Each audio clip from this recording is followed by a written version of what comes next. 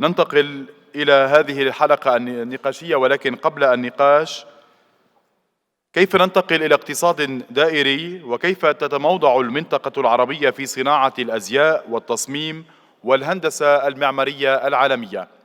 نبدأ مع عرض للسيدة ندى دبس، مصممة ومالكة استوديو ندى دبس. Thank you, Rachida, very much for inviting me to this honorable summit. And it's been wonderful meeting all of you and a very interesting group of people. My name is Nada Debs. Let me just okay. So my name is Nada Debs, and I'm a furniture and home accessories designer based in Beirut, Lebanon. I grew up in Japan. I studied interior architecture in the USA, worked as a furniture designer in the UK, and I moved back to Lebanon 20 years ago. And I noticed there's a big gap in the craft industry in our part of the world. While visiting craft workshops in cities like Damascus and Cairo, the craftsmen were still creating furniture and accessories that were made during the Ottoman Empire, almost 500 years ago. The market today is not interested in this part of, they're cheap souvenirs that are sold in bazaars and tourist shops around the region. The workmanship was beautiful and intricate. It required patience and skill. The pride in these craftsmen touched me when they were showing me their masterpieces. But I also knew that most people looked at these pieces as just sacred souvenirs of their grandparents and had no interest in putting them in their homes. These craftsmen are marginally surviving, and not many of them want to continue this type of livelihood.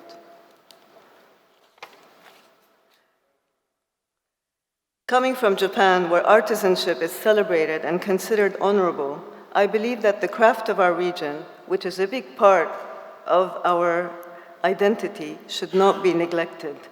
I was challenged to translate this labor of love into objects that we can appreciate today by guiding these craftsmen to a new perspective in the designs. Applying the craft to more contemporary forms helped the new generation relate to the pieces. We also created new craft techniques by using modern materials such as concrete and resin that made the pieces much more on par with the rest of the design world. I called the concept East and East, taking Middle Eastern craft and applying the Far Eastern philosophy of less is more. It became a marriage of modernity, but rooted in culture and heritage. My mission became to celebrate Eastern craftsmanship through contemporary design. The designs took a life of their own, creating a new Arab identity in furniture and home accessories. The furniture reflects modernity and progress and unifies the Arab culture from a design perspective. The objects even got the attention of various governments in the region as gifts to be sent to heads of state around the world because it represented a piece of their culture, a modern one. Despite the fact that we take pride in our heritage, we as Arabs still do not believe that there's a viable craft industry like we had many years ago. So what is craft? It is human energy. It requires skills made by the human hand. It requires attention and passion. It is a spiritual and peaceful act. We are not giving value to this skill. Instead of treating this work as sacred, we treat it like a trend, something easily disposable. We should consider this labor of love as precious, something to take care of and to pass on to the next generation. For me, the definition of a circular economy means bringing value to our craftsmen again, as it did 500 years ago. How can we cultivate value in our craft? How can we make room for handcrafted objects where we have a disposable culture? How can we bring back the craft industry and make it economically sustainable? How can we teach artisanship in universities as they do abroad? We have over 400 million people in the Middle East that we can cater to. Next year, all the IKEA stores in the GCC region will be launching a Ramadan collection that we have designed, and it is being produced in India. It would have been amazing if these objects were produced in the Arab world. And as precious as it is, we do not yet consider crafted objects in the Arab world as a luxury product. Earlier this year, I co-designed a pair of sandals with the Italian shoe brand Fratelli Rossetti. We produced the heels in our workshops in Beirut. The Italians believed in our workmanship and acknowledged our know-how, but not us. What does it take to change the perception of luxury in the Arab world?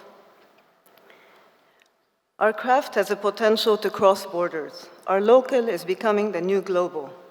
Let's invest in our craft and our people and carve the way for future generations. Thank you.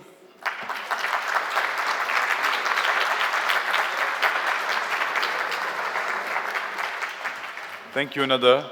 أدعو السيدة ناتاشا فرانك المؤسس والرئيس التنفيذي لمجموعة إيون على أن تعود إلينا السيدة ندى دبس في الجلسة الحوارية مع السيدة ثاليا درغام بعد انتهاء العرض. السيدة ناتاشا فرانك المؤسس والرئيس التنفيذي لمجموعة إيون. I'm Natasha. I'm founder and CEO of a startup called EON, and we work with global brands and retailers to power circular economy. We have reached a global consumption crisis. The speed at which we consume and dispose is faster than ever. Oftentimes, products are consumed and disposed of within 2 weeks, 3 days, an hour. And basically, this model of production and consumption is what we call the linear economy. We take natural resources, we produce products, and we make waste from those products. My background was in smart cities before founding EON, and in cities, an intelligently designed city works very much like an ecosystem. Everything is interconnected, everything is intelligent and well-designed. One thing when we were working on cities that we could not solve for was global waste. How do we solve for the global waste that comes out of these cities and the overwhelming impact of that waste on our environment? Not to mention, this global resource consumption is not sustainable in that we won't have any more resources to waste, inevitably.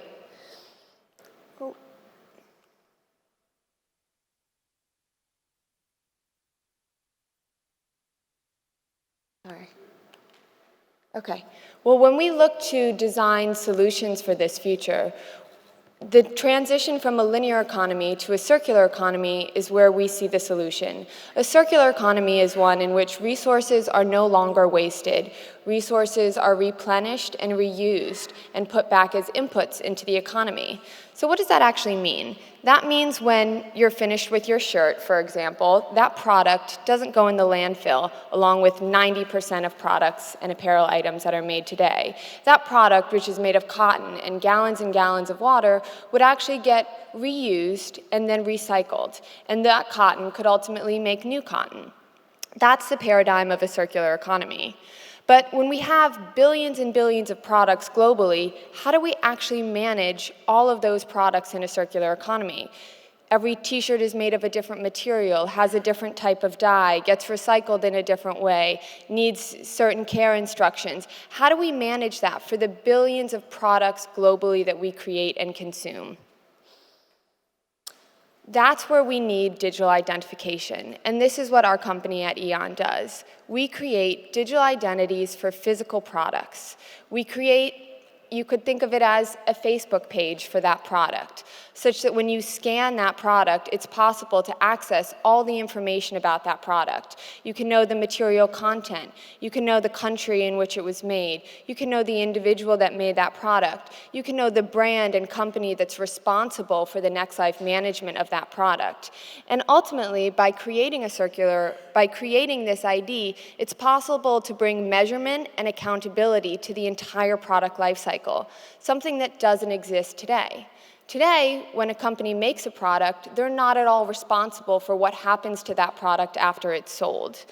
By digitally identifying that product and saying this product was made by X company, it's possible to now bring accountability to that product after sale and actually create new economic incentives around circular economy. A lot of that is actually happening in the EU today, called extended producer responsibility, putting taxation on companies that design products that are not recyclable.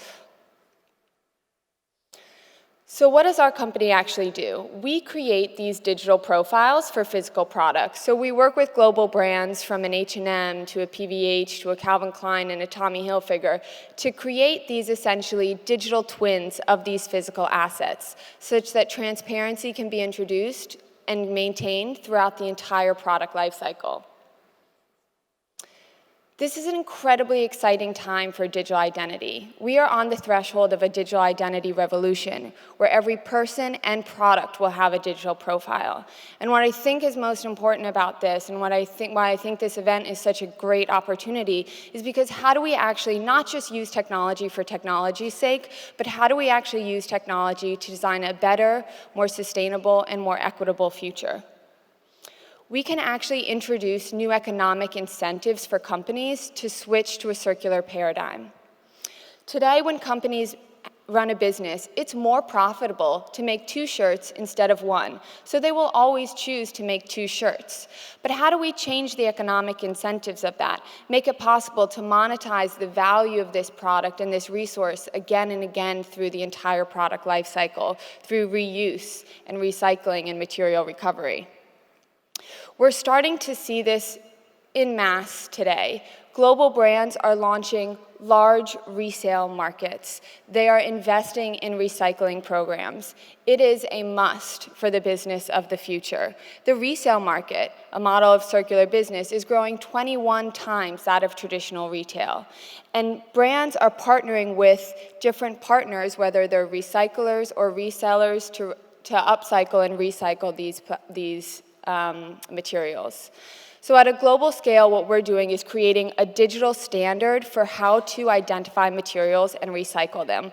We've launched a global initiative called the Connect Fashion Initiative, where we're codifying the industry standard for product identification in circular economy, such that every material can have a nutrition label and every material can make its way back into the economy to be reused and recycled and maintained for the generations to come.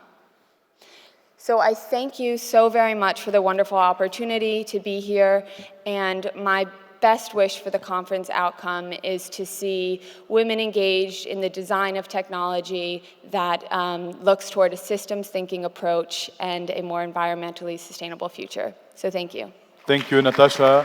You will stay with us في الجلسة الحوارية مع السيدة ثاليا درغام. أدعو السيدة سيلين سمعان الرئيس التنفيذي لسلو فاكتوري. Hello. Thank you so much for having me, Beirut Institute. Raghida Dergham, thank you so much for inviting me. My name is Celine Semaan, and I'm the founder of Slow Factory. Slow Factory is part agency, part lab, based in New York City, looking at a way for regenerative design. We looked at previously from artisanship to digital traceability of products, and we work deeply into the circular design or the circular economy. Our mission at Slow Factory is to re-architect a new way of manufacturing, what we like to call de-manufacturing. The Slow Factory is a model where we collect waste and we turn it into new renewable resources. We work with brands such as Adidas, G-Star Raw, and several other partners such as Waste Management in the United States, where we are acting as a sort of innovative platform for not only recycling, but upcycling and innovations around circularity. So when we look at resources today, we have 60 years left of topsoil on the planet, and that includes all harvest, including cotton and all of other harvests. Even for wool, we need the land.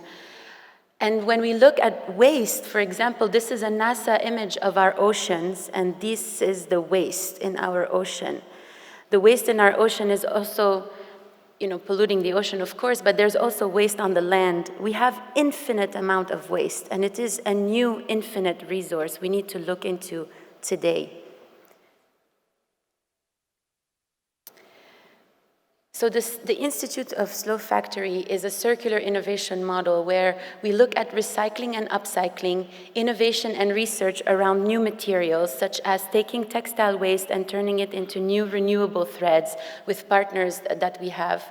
It's also a design studio because we are rethinking the way design is being made. What are we designing and how can we design for circularity?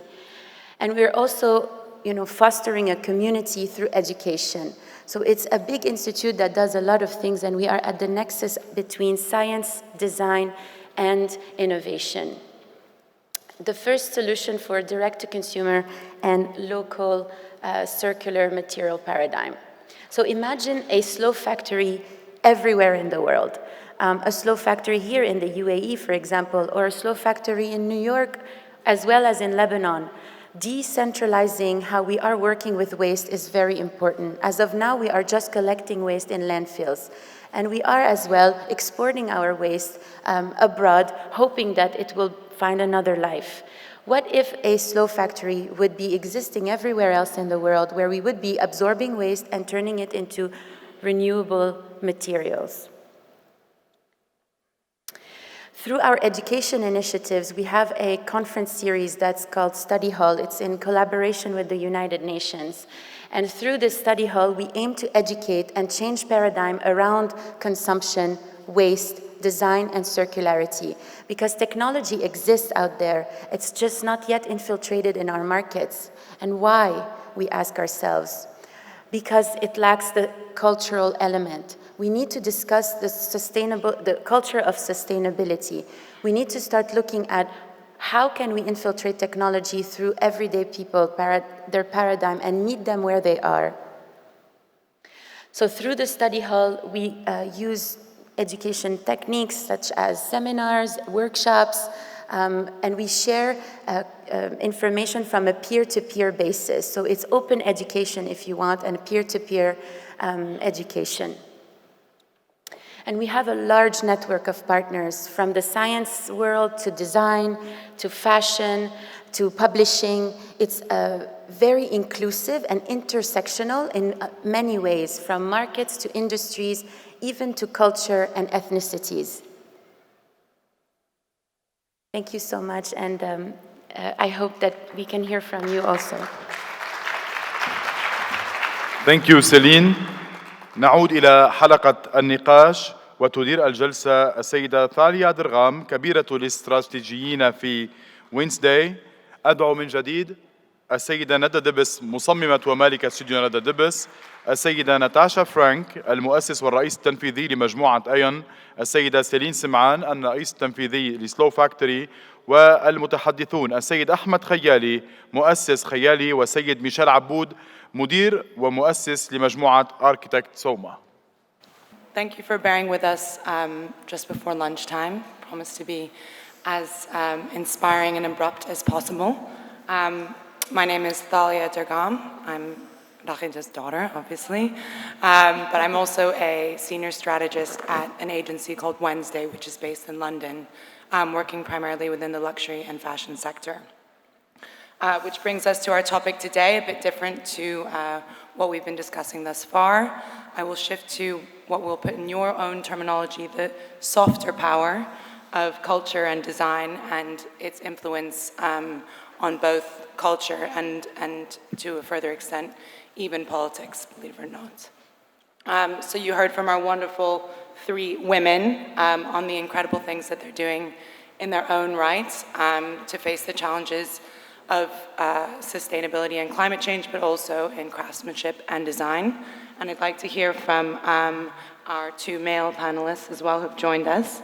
I'll start with you, Michel Abboud, who is an architect, principal founder of SOMA Architects.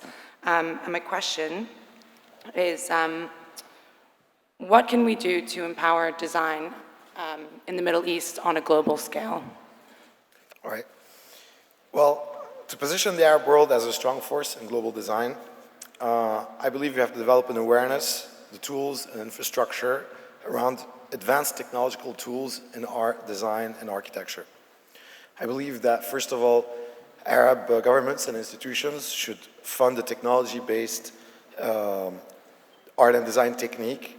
And the first step would be art and design awards program that would be properly funded, highly marketed, and that would have attractive prices that would fuel artists, architects, and designers to reshape the future of art and design in the Arab world. Because if they don't have, if those protagonists don't have the incentive to push the envelope and think outside the box and create groundbreaking designs, then how can we expect the Arab world to have a seat at the table in the world of global design? And I've also noticed that there's very little, almost practically none, Arab architecture or design firm in the elite world of, let's say, star architects, you know. Even though, like, we have Zaha Hadid, who's Arab-born, but she's not based in the Arab world. And I asked the question, why? And maybe because it's a merchant-led economy whereby the developers don't, you know, give the opportunities to the local firms, and as soon as they want a certain project, they revert to these elite group of foreign and non-Arab-based architecture design firms to do the projects. So, and that's almost like a negative circular economy that the less you hire them, the less chances there are of them being hired and kind of becoming famous. And one of the solutions that I propose is what I've been implementing, you know, because like, I'll give you an example, like my firm SOMA won the Architizer A+ award 2 years in a row, in 2016, 2017. And I realized that I was the first Arab architectural firm to win that award for projects in the Arab world, and those 2 projects were in Beirut at the time. And I asked the question, like, how come? I thought there's going to be a group of us, and turned out I was the only one. When I built my skyscraper in New York, 45 Park Place, it turned out that I was the only architect, Arab architect, to build a skyscraper in New York. When we did the Islamic Cultural Center in New York in 2010, it was the first time there was a project by an Arab developer and an Arab architect that had such, you know, an effect and such a recognition around the world. And, you know, I asked the question why, and then we should all think about that. And just to conclude, I would say that what I personally been doing is that, like, pushing the technology side in using advanced digital software in producing architectural designs and conception of designs through what I call parametric design, which is a movement that's in its early days, but that's going to slowly grow into and develop into artificial intelligence, where artificial intelligence is going to become a tool to create the designs, as well as basically open a door to endless possibilities and complexities in the world of design. And that's something that should be explored and developed by the Arab world. Thank you. Ahmed, I'll pose the same question to you. You have a design label that's sort of crosses Europe and the Middle East. You are a strong advocate of this idea of individuality through education from our conversations. But before we get there, how do you think that we can position the Arab world as a strong face of design globally? I think that in terms of fashion, obviously there are 4 indisputable fashion capitals, which are New York, London, Milan, and Paris. And I think why they are at their position is because of their creativity and their skill and craftsmanship and innovation. And in no way are we lacking as a region of creativity, but maybe the refinement of the others in terms of standing out at a global scale. And I think that for us needs to start at a very early stage in education, where people are allowed to explore the idea of creativity and making things. I remember my first experience with fashion was in high school, preparing costumes for a play, and I remember seeing the costumes and I didn't like them, so I was like, I want to make my own costumes, and it was my first actual experience making things, and I asked myself the question, how many kids nowadays get to do that? I know that the play program doesn't even happen in the school that I studied in anymore. And I think it's because of the way we look at the creative industries in the region. I think we need to shift the way we look at it, because even as a student, I never kind of took it, you always think of your career path as something that has to be a little bit more serious, whether you're an engineer or a doctor, and people tend to neglect the importance of design in that sense. I used to get kicked out of class all the time for sketching, and I remember being in the supervisor's office, and he would be like, do you know about Elisab? You know, you should be a fashion designer, you should do that. And at the time, I thought it was such a crazy, absurd idea. Like, it's not a serious career, you know? Until I studied architecture. I did 5 years of architecture, and you start to understand materiality, construction, the creative process, how things are made. And it completely shifts the way you look at things. And I think that is something we need to integrate in our educational system. And I love the fact that you mentioned awards for artists, because that in a way shifts how homes think of these industries, because we look up to our leaders, and whatever they applaud, we take in. And in a way, that's a way to start shifting the change at home and for future generations. And I think, as we discussed, I think Neda also wants to talk a little bit about that topic. Please, Neda, if you'd like to also elaborate on the challenges of sort of establishing a need for craftsmanship and creativity and design in the region, and how that can be exported globally for a positive outcome. I mean, growing up in Japan, you know, I had a little bit of, coming to the Middle East, I noticed that people had this, I hate to say it, the complex of the West. And they felt that, you know, everything else is better than what we have. And so today, I really, really am a big advocate of objects that are made in our region. I think it's very important that, and there's a big group of people who are willing to connect to what they have inherently. So you were talking in terms of awards. I was, basically in terms of shifting the way people think of the arts and the creative industries, basically. Yes. I think the fact that I came from abroad helped actually people see that it is possible to change the perspective of local work. And so this is the way I work in terms of promoting and also collaborating with other nationalities, other brands, helps to kind of bring confidence. I think deep down we have a problem in believing in ourselves, and I know it sounds shallow, but I think it's something deeply ingrained in us. So this is something through design that I'm trying to advocate. Great. Celine, you sit sort of at the cross-section of this culture and technological approach to sustainability. How do you see culture as essential to enabling technology to be embraced and implemented in your work? Yes, absolutely. So technology exists out there. We work with a lot of solution providers, a lot of really innovative materials that are circular, that either are made with textile waste, either they are lab grown.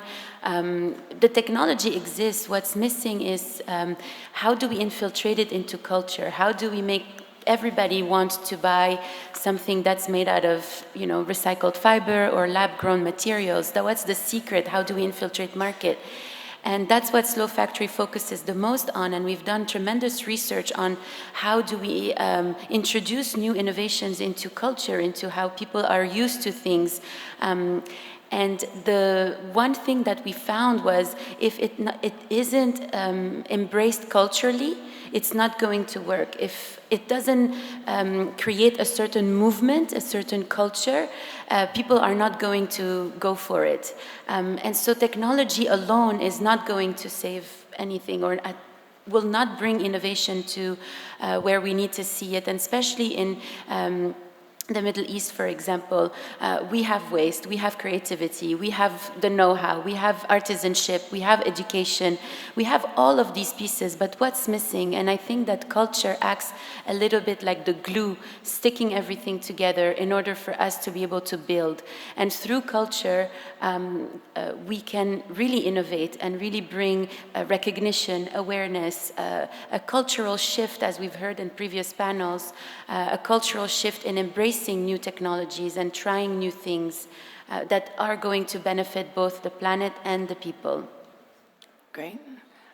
Michel, I'd like to turn to you and ask you to speak again on the subject, but thinking about the Arab world specifically. What can the Arab world do in order to take the lead to achieve a circular economy? As a design thinker, I asked the question, what building materials and processes do we have to work with in the Arab world?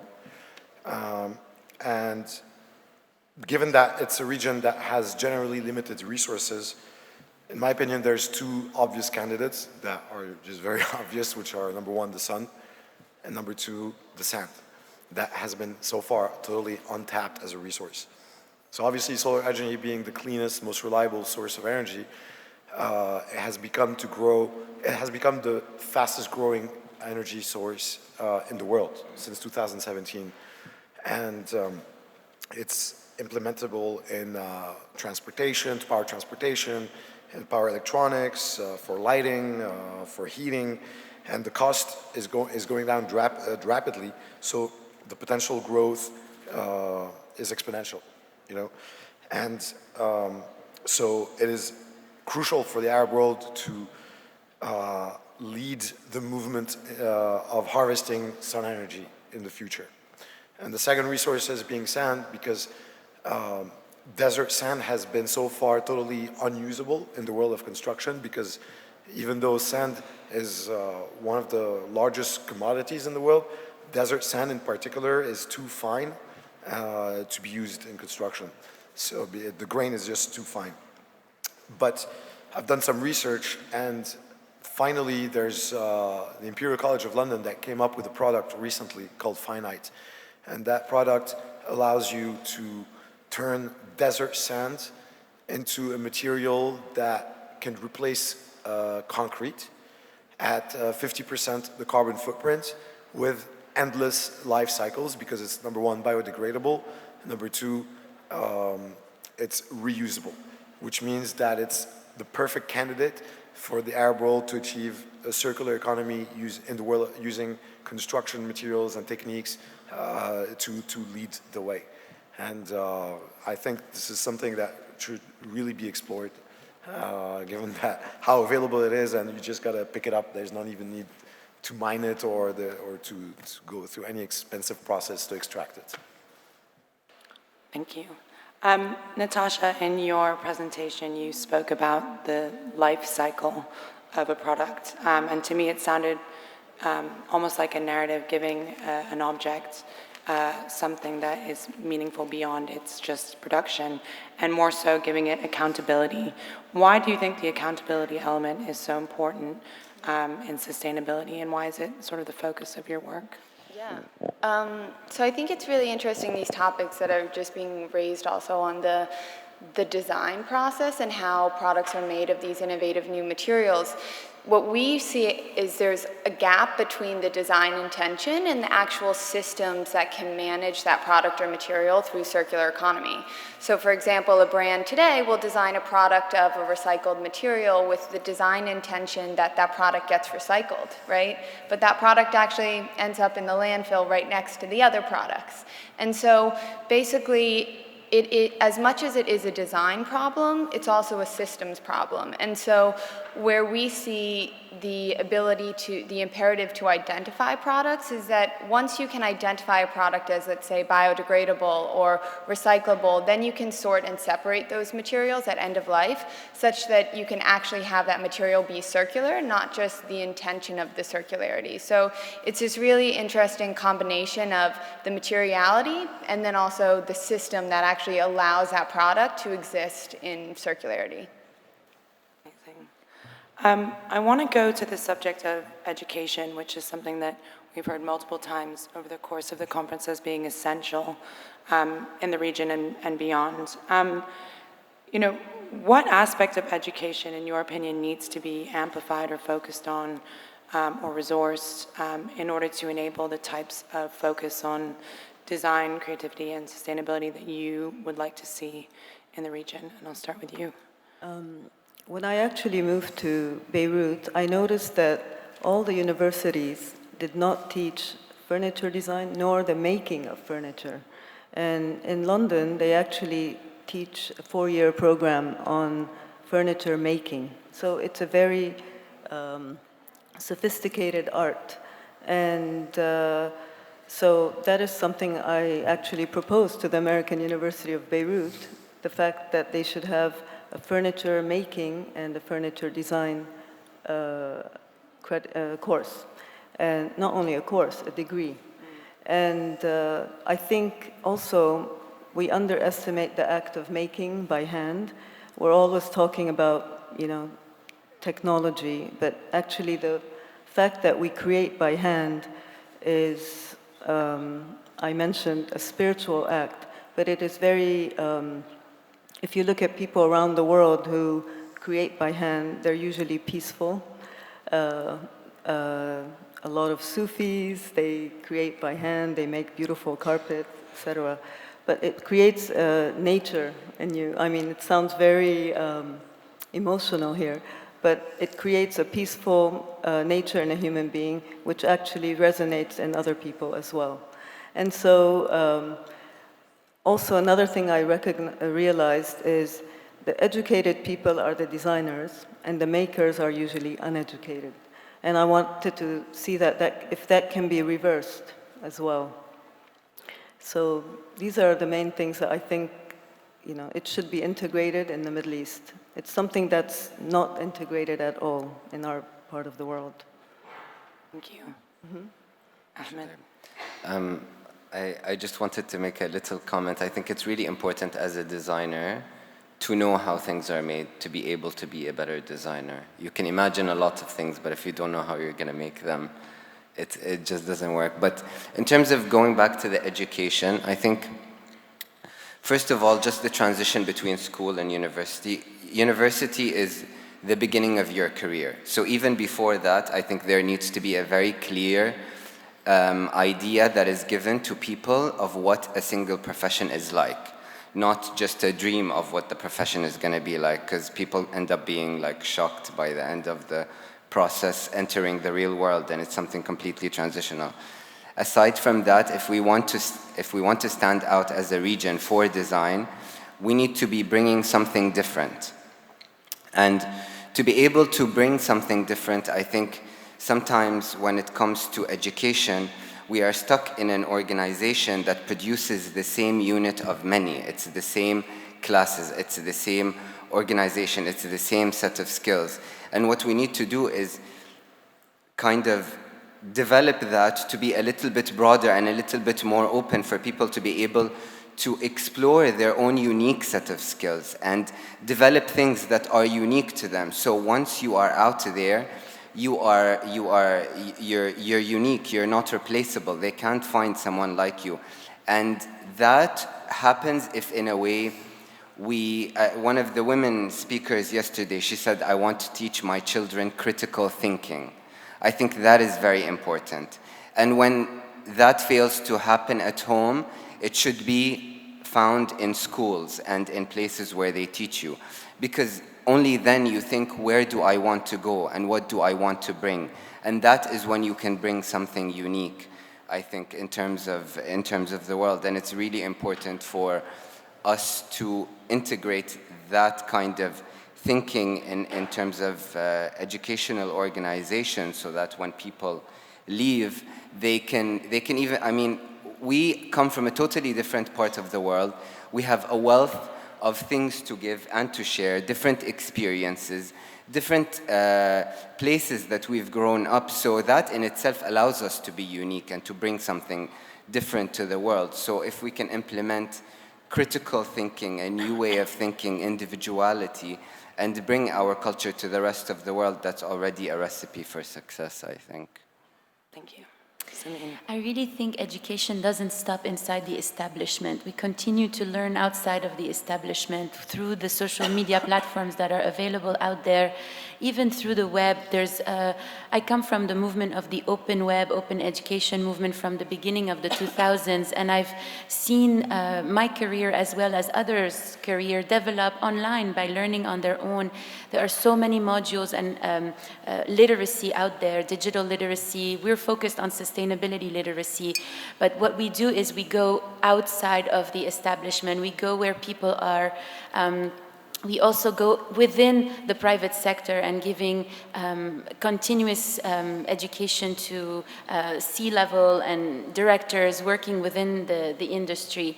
I think education can be something here that needs to be innovated on. I echo what Nada was saying, that there's a whole maker movement out there in the world, from people working with their hands, making their own things at home, selling them on platforms like Etsy and whatnot. What is holding us here in the Middle East for not embracing our ancient knowledge and indigenous wisdom and traditional knowledge? What is holding us for us not to expand it and bring it into an academic level in a way that empowers us and potentially will unite us in terms of knowledge sharing, and again it goes back to culture, because education alone is really great, but without culture it will not be as efficient and as useful on a global level. I believe design is a field that requires a skill set in using tools, tools of communication, representation, conception. And when I compare between my New York office, let's say, and my Beirut office, the applicants that we get, or the young graduates that come to work for us, I see a terrible gap in the skill sets that they have between the two worlds, and a terrible lack of technological knowledge in the Arab world, for some reason that I don't really understand why the education sector in the design world, especially in the architectural world, is so far behind. And what I would like to see is a huge development in adapting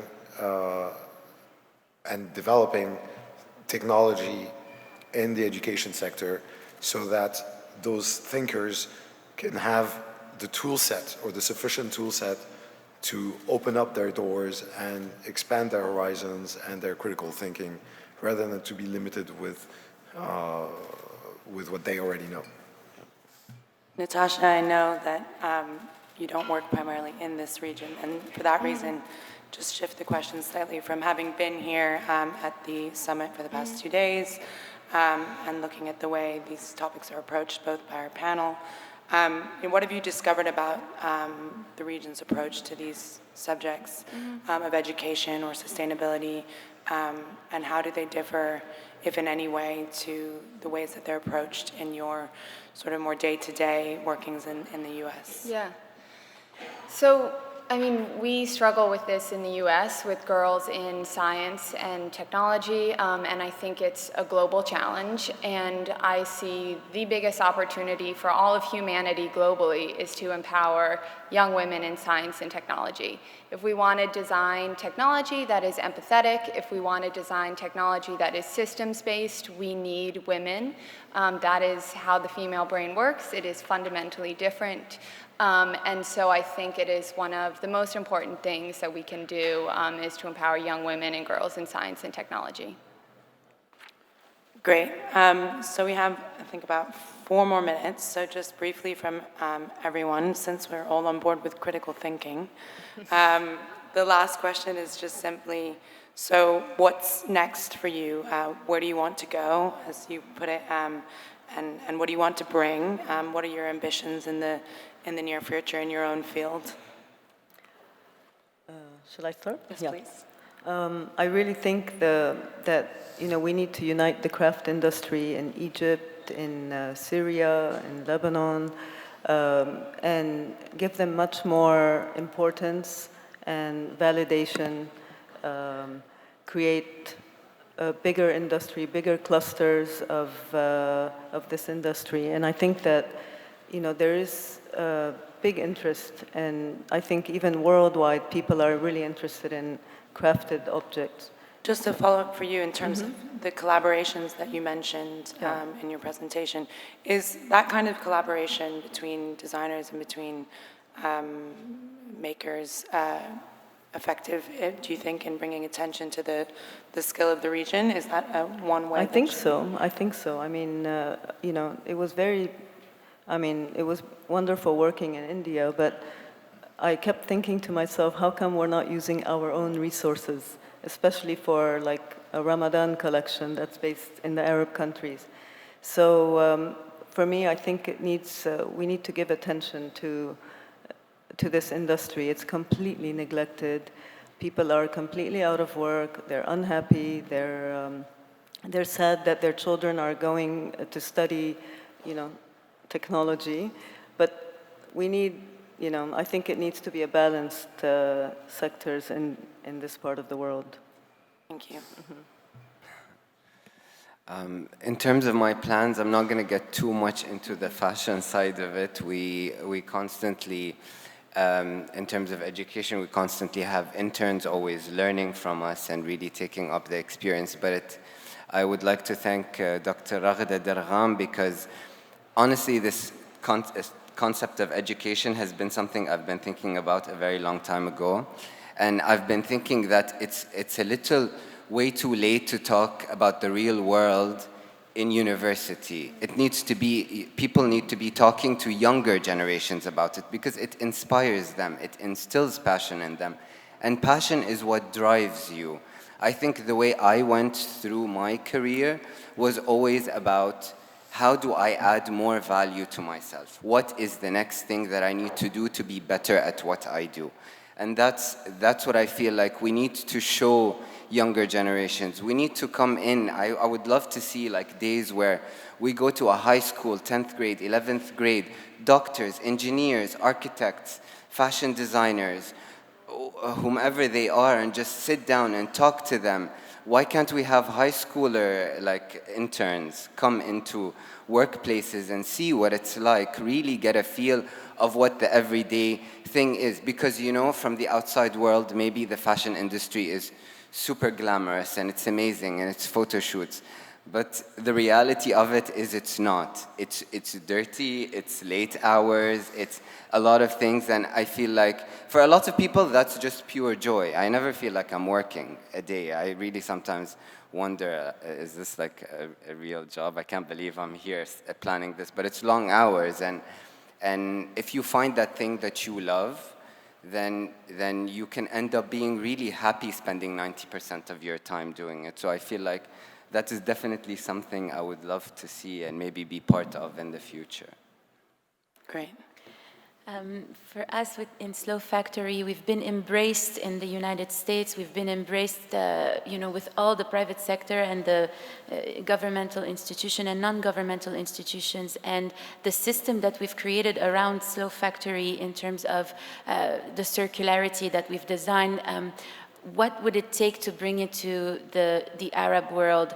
How can we expand from being an expat in the United States to coming and bringing our knowledge back into our region?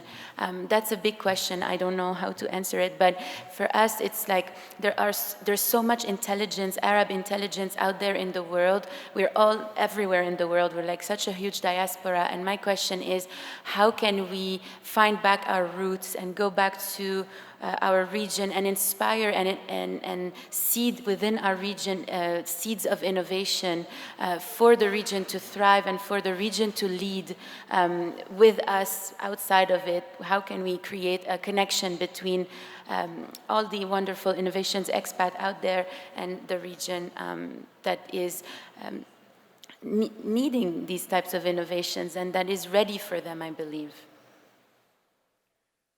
I think that to go back to the idea of the Arab world becoming, having a leadership role in the global design, we said that it has to start with education, which obviously is fundamental and crucial.